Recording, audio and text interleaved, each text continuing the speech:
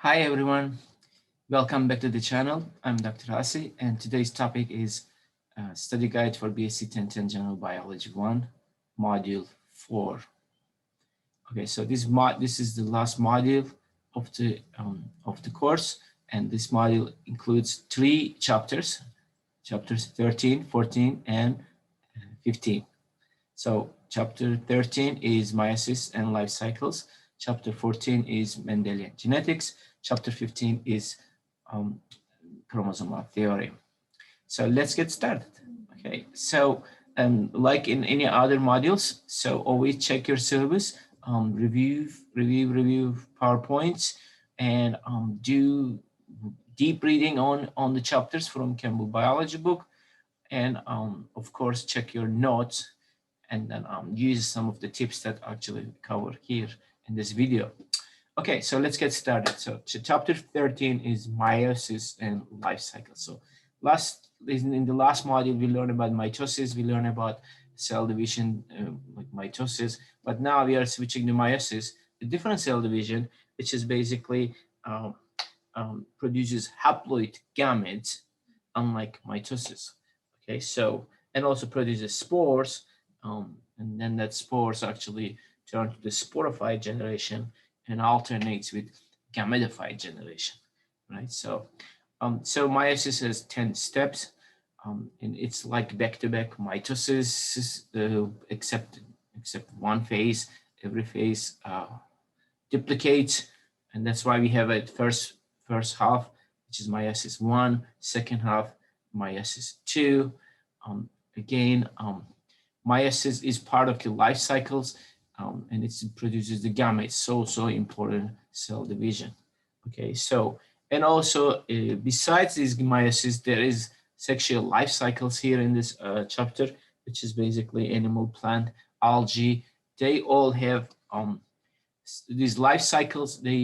So you see in this picture here, there is this lower part, which is a darker color, which is diploid part, like sporophyte, and then the lighter color upper part, which is haploid, which is gametophyte, and it alternates between these gametophyte and sporophyte. So again, in animal, plant, algae, make sure you review all three major types of life cycles, right? So they all have homologous pairs of chromosomes that can be visualized using karyotype. So we learn about that. Again, they divide by mitosis to form zygote. They also join the gametes together via fertilization to form diploid zygote again. Meiosis, again, includes meiosis 1, meiosis 2. So make sure check over synapses, crossing over, independent assortment of the chromosomes. And then lastly, there is genetic variation. So what causes genetic variation, right? So make sure you read about genetic variation and why it's so important for biodiversity on ecosystem. So important, and it contributes to evolution. Also make sure to check that. So also work on the vocabulary like heredity, variation, genetics, gene, asexual reproduction, clones, sexual reproduction, life cycle, somatic cells, karyotyping, homologous gametes, haploids, cells, fertilization, gametophyte, meiosis 1, meiosis 2. So this chapter is 13. Next chapter is chapter 14, which is Mendelian genetics. So what did Mendel do, and what was his experiments about, and what did he found, and his publications, and the importance of this, right? So Mendel came up with the idea of the gene and how genes actually moving from one generation to the next generation, from parental to the offsprings, right? And then he changed the whole biology, and she like started a new area now we call genetics. Very important part of biology, right? So he's considered the father of genetics. He published his papers in 1865. He's again identified 2 laws of inheritance, right? So that means how traits move from one generation to next generation.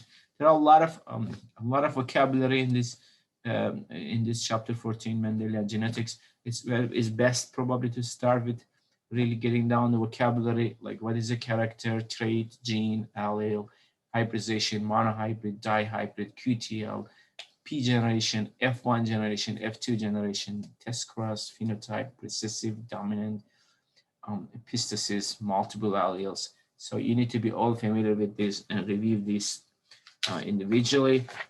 So Mendel started with one single dominant genes, like purple flower, he crossed with white flower, pea plants, and then look at the F1 and F2, and then came up with the 3:1 ratio in F2, and that's today actually we know that means one dominant gene. But dominance is more complex than this. This is complete dominance.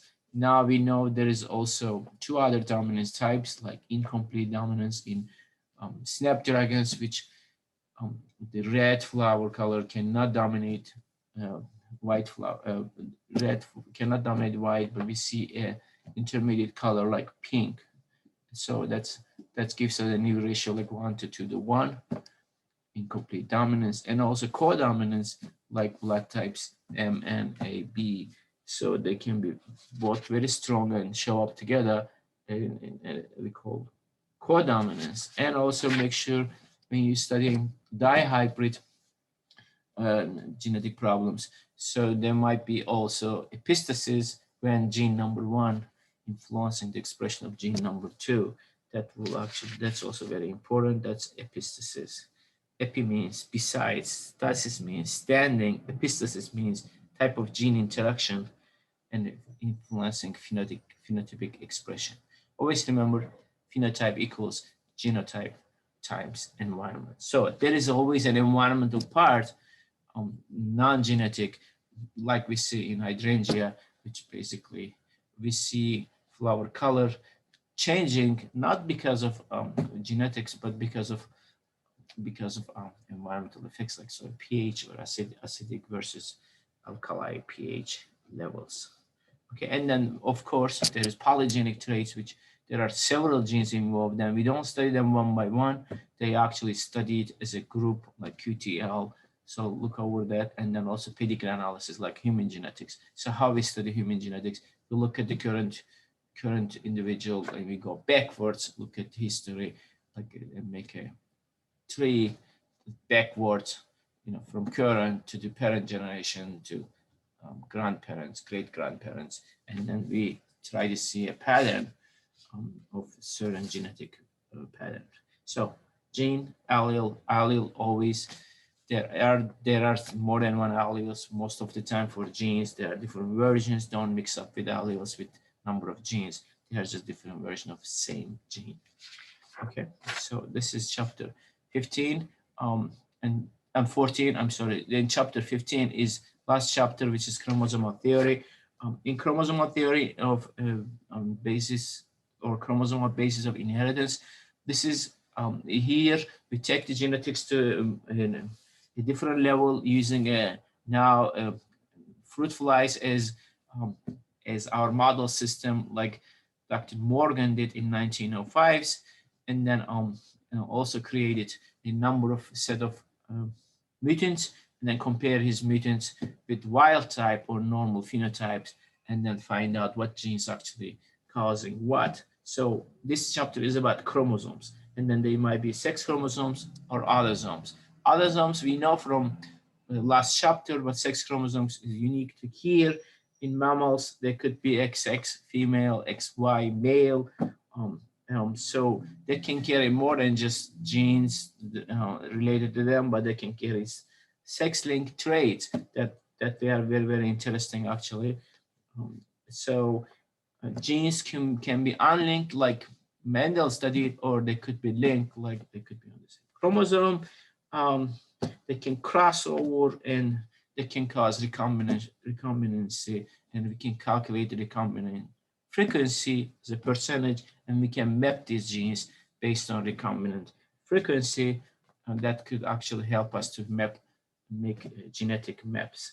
The last part of this chapter talks about alteration of number or structure of the chromosomes, like aneuploidy, polyploidy, trisomy, monosomy, polyploidy, like in plants, and then genetic disorders because of deletion, duplication, translocation, and inversions possibilities on chromosomes. So go over these, all the vocabulary in chapter 15, look at all the experiments with fruit flies, make sure that you know where the genes located, if they are in regular chromosomes or if they are on X or Y chromosomes, and because that makes a huge difference.